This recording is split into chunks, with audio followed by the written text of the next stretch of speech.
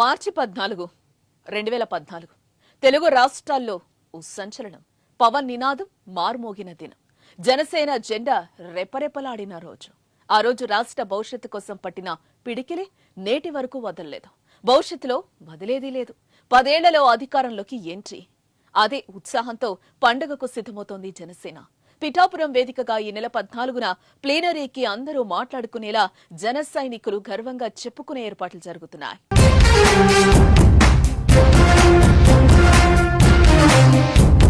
రండి, మార్చి 14న ఉత్సవం జరుపుకుందాం. పవన్ కళ్యాణ్ ప్రాతినిధ్యం వహిస్తున్న పిఠాపురం వేదికగా జనసేన జెండా ఎగరవేద్దాం అని జనశ్రేణులను పార్టీ పిలుస్తోంది.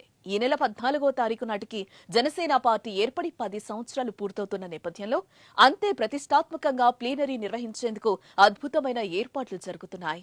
పవన్ కళ్యాణ్ సొంత నియోజకవర్గం పిఠాపురంలో ప్లీనరీ ఏర్పాటు చేయడంతో మరింత జోష్ నెలకొంది.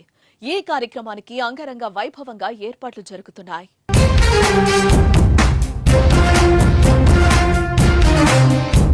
పవన్ అంటే అభిమానులకు ఓ వ్యసనం.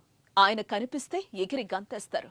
ఒక్క పిలుపు పిలిస్తే తండోపతండాలుగా తరలి వస్తారు. ఒక్క నియోజకవర్గంలో జనం వస్తే ఆపడం కష్టం.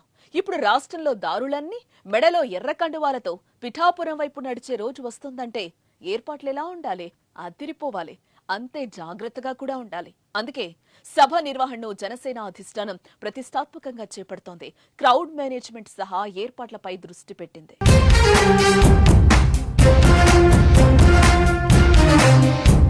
ఇప్పటికే స్థానికంగా కొన్ని కమిటీలను ఏర్పాటు చేసిన పార్టీ అధినాయకత్వం ఇప్పుడు మంత్రి కందుల దుర్గేష్ తో కూడిన 10 మంది సభ్యులతో మరో ప్రత్యేక కమిటీని ఏర్పాటు చేసింది. దీనిలో మాజీ మంత్రి బాలినేని శ్రీనివాసరెడ్డి కూడా చోటు దక్కింది. అదేవిధంగా కొత్తపల్లి సుబ్బారాయుడు, ఎర్రంకి సూర్యారావు, పడాల అరుణ వంటి వారిని కూడా ఈ కమిటీలో సభ్యులుగా నియమించారు. అలాగే జన సమీకరణ కోసం కూడా ప్రత్యేకంగా కమిటీని ఏర్పాటు చేశారు. జిల్లాల వారీగా ఈ కమిటీలు జన సమీకరణ చేస్తాయి. తద్వారా పార్టీ ఆవిర్భావ సభను దిగ్విజయం చేసేలా పక్కా ప్రణాళికతో ముందుకు సాగుతున్నారు.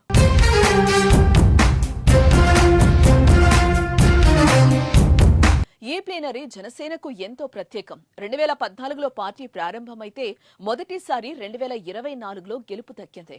ప్రస్తుతం 21 మంది ఎమ్మెల్యేలు, 2 ఎమ్మెల్సీలు, 2 ఎంపీలతో జనసేన బలంగా ఉంది. దీంతో ఎంతో ఉత్సాహంతో సభకు ఏర్పాట్లు జరుగుతున్నాయి. జనసేన పార్టీ అధికారంలోకి వచ్చాక తొలి ప్లీనరీ కావడంతో సభను భారీగా నిర్వహిస్తున్నారు. వేడుకలను పండగలా జరుపుకోవాలని అనుకుంటున్నారు. చేసేలా పక్కా ప్రణాళికతో ముందుకు సాగుతున్నారు.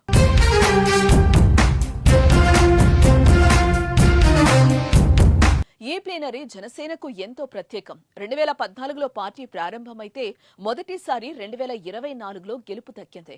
ప్రస్తుతం 21 మంది ఎమ్మెల్యేలు, 2 ఎమ్మెల్సీలు, 2 ఎంపీలతో జనసేన బలంగా ఉంది. దీంతో ఎంతో ఉత్సాహంతో సభకు ఏర్పాట్లు జరుగుతున్నాయి. జనసేన పార్టీ అధికారంలోకి వచ్చాక తొలి ప్లీనరీ కావడంతో సభను భారీగా నిర్వహిస్తున్నారు. వేడుకలను పండగలా జరుపుకోవాలని అనుకుంటున్నారు.